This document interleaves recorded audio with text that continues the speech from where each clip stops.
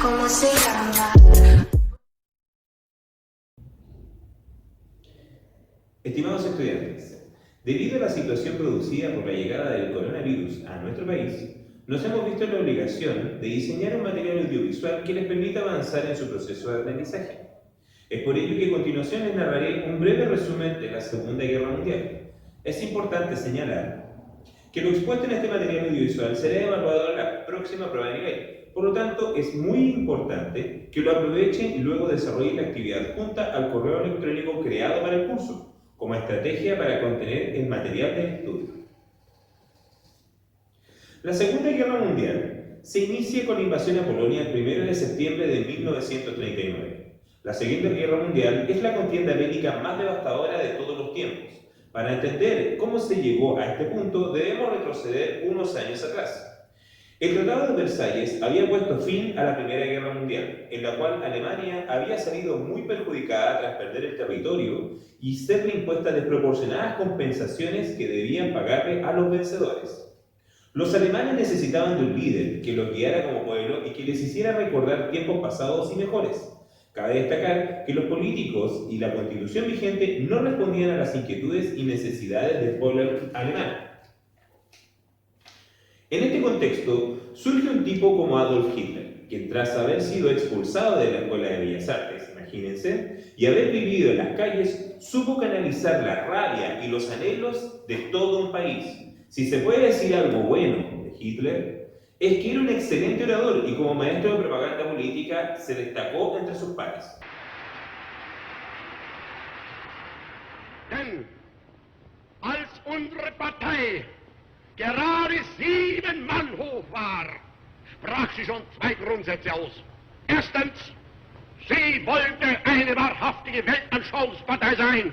Und zweitens, sie wollte daher kompromisslos die einzige Macht und alleinige Macht in Deutschland.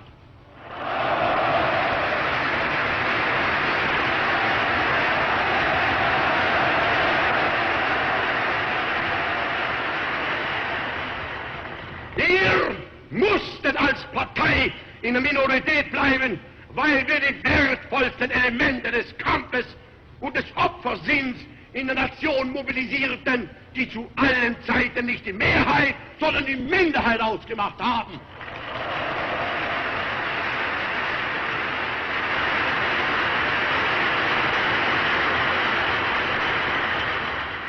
Und weil dieser beste Rassenwert der deutschen Nation in einer stolzen Selbsteinschätzung mutig und kühn die Führung des Reiches und Volkes forderte, hat das Volk sich in immer größerer Zahl dieser Führung angeschlossen und unterstellt.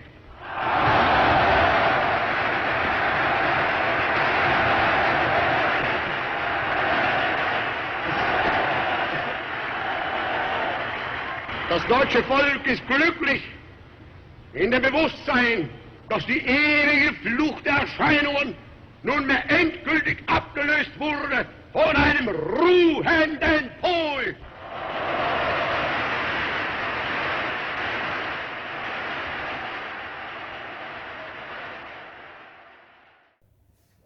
Hitler, a punta de discurso, se transformó en el líder del Partido Obrero Alemán, transformándolo más tarde en el Partido Nacional Socialista Alemán, de fuertes ideas nacionalistas, supremacistas, racistas y un fuerte componente antisemita, es decir, antijudíos, y antimarxistas, diciéndolo de otra manera, como antisocialistas o anticomunistas. En 1923, Hitler acaba en la cárcel tras su fallido golpe de Estado. En su encierro aprovechó de escribir un famoso libro que ustedes pueden encontrar en más de alguna feria.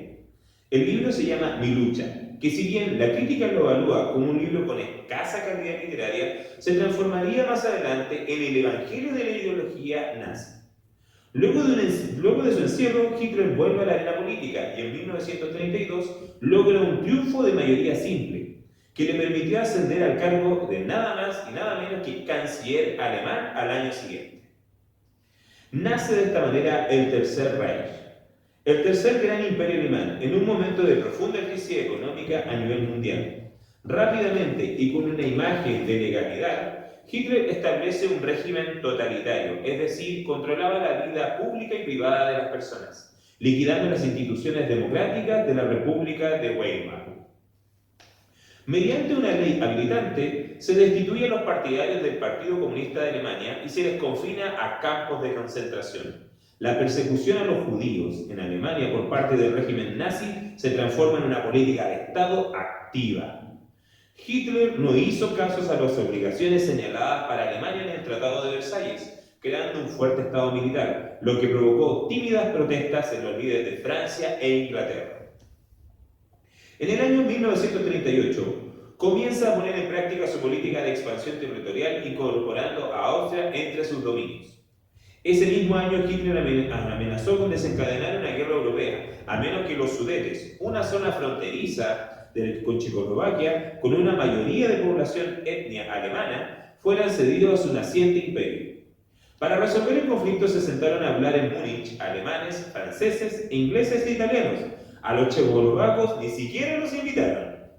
El primer ministro británico, Chamberlain, y el presidente francés, Daladier, en un acto de tibieza o temor, deciden ceder a los requerimientos de Hitler, con el fin de evitar el derramamiento de sangre. No obstante, esto fue una mala estrategia o un mal cálculo, puesto que al año siguiente Hitler no cumple con su palabra y decide invadir y anexar a su imperio todo el territorio de Checoslovaquia. Winston Churchill criticó fuertemente a Chamberlain con la famosa frase: hemos preferido el deshonor a la guerra, tendremos el deshonor y también la guerra. Y así fue.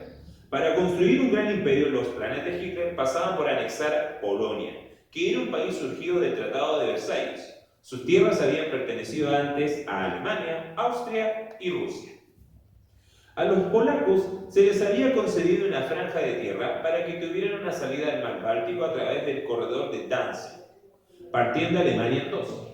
En agosto de 1939, el comunista Stalin y el anticomunista Hitler sorprenden a todo el mundo con el pacto Ribbentrop-Molotov, un tratado alemán-soviético de no agresión. Dos enemigos irreconciliables se comprometen a no atacarse. 9 días después, Hitler invade la parte occidental de Polonia y 3 semanas después los soviéticos invaden la parte oriental. Es decir, este país queda dividido en dos. La invasión a Polonia provocó que por fin Francia e Inglaterra le declararan la guerra a Alemania, quien decide tomarse una pausa para ordenar sus filas, y los franceses e ingleses tomaron una posición defensiva. La prensa de la época denominó este periodo como la Guerra de Broma. Esto es un término despectivo. Los ingleses enviaron tropas a Francia para frenar a los alemanes, la Fuerza Expedicionaria Británica. Las fuerzas francesas e inglesas se ubicaron en la línea de Maginot, una zona defensiva construida durante la Primera Guerra Mundial que los franceses consideraban imbatible.